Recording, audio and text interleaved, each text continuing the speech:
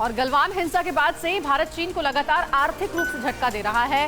भारत ने पहले चीन के ऐप्स को बैन किया और अब भारतीय रेलवे ने वंदे भारत प्रोजेक्ट से भी उसे बाहर का रास्ता दिखा दिया है। लद्दाख में गलवान घाटी के बाद से ही भारत चीन को हर मोड़ पर झटका देने में लगा है। भारत ने पहले ही चीन की सैकड़ों मोबाइल ऐप्स बैन कर दिए हैं, जिससे चीन को जबरदस्त झटका लगा था। अब इंडियन रेलवे में चाइनीज कंपनी को झटका मिला है। उसे वंदे भारत ट्रेन निर्माण के लिए होने वाली नीलामी से बाहर का रास्ता दिखा दिया गया। 44 डिब्बों को तैयार करने के लिए करीब 1800 करोड़ रुपए के इस प्रोजेक्ट में चाइनीज कंपनी के टेंडर को अयोग्य घोषित कर दिया गया। एलएसी पर चीन भारत की सेनाओं के बीच हिंसक झड़प के बाद से सरकार चीनी कंपनियों को लेकर सख्त है। चीनी कंपनियों के निवेश को लेकर भी सख्ती बरती जा रही है। और इस बीच एक बड़ी खबर आ रही है। सीरिया की मसाइफ में एक बड़ा हमला हुआ है। आपको बता दें कि इस हमले में फिलहाल किसी के हताहत होने की कोई खबर नहीं है। इजराइल ने किया है यह हवाई हमला। हमले में किसी के हताहत होने की कोई जानकारी नहीं है। सीरियाई एयर डिफेंस ने भी इजराइल के हमले का जवाब दिया है।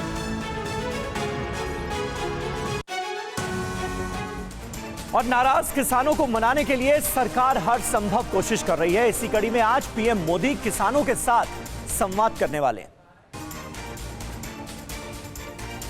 पूर्व प्रधानमंत्री अटल बिहारी वाजपेयी की जयंती पर पीएम मोदी आज किसानों से मन की बात करेंगे। पीएम के इस कार्यक्रम का एलईडी के जरिए पूरे देश में प्रसारण किया जाएगा। सरकार और आंदोलनकारी किसानों के बीच कई दौर की बातचीत भी बेनतीजा रही है। किसान अपनी मांग पर अड़े हैं और सरकार उन्हें समझाने में जुटी है। इस कड़ी में पीएम के संबोधन की खास मायने हैं।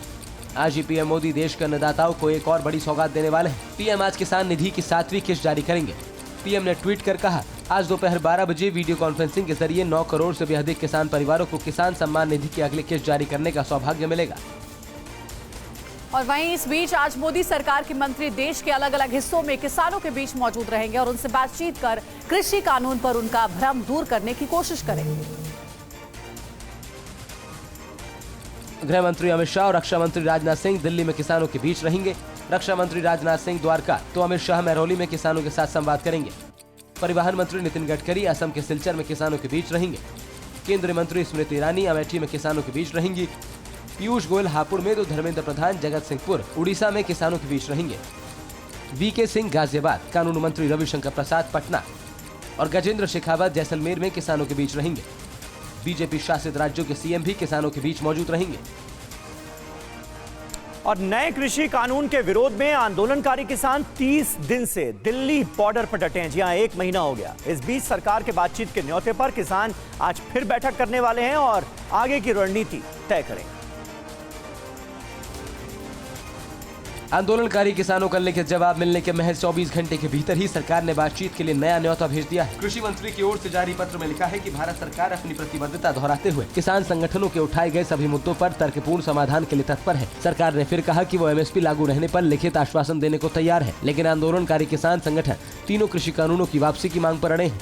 देखिए, आंदोलन तो अभी खत्म नहीं होगा। आंदोलन तो तभी खत्म होगा जब सरकार इन तीनों कृषि कानूनों को वापस लेगी। सरकार के इस न्योते पर संयुक्त किसान मोर्चा आज मंथन करेगा। सरकार ने फिर भेजा बातचीत का न्योता। संयुक्त किसान मोर्चा की आज की बैठक में होगा फैसला। परवाह देश की, सोमवार से शुक्रवार रात 10 बजे TV9 भारतवर्ष पर।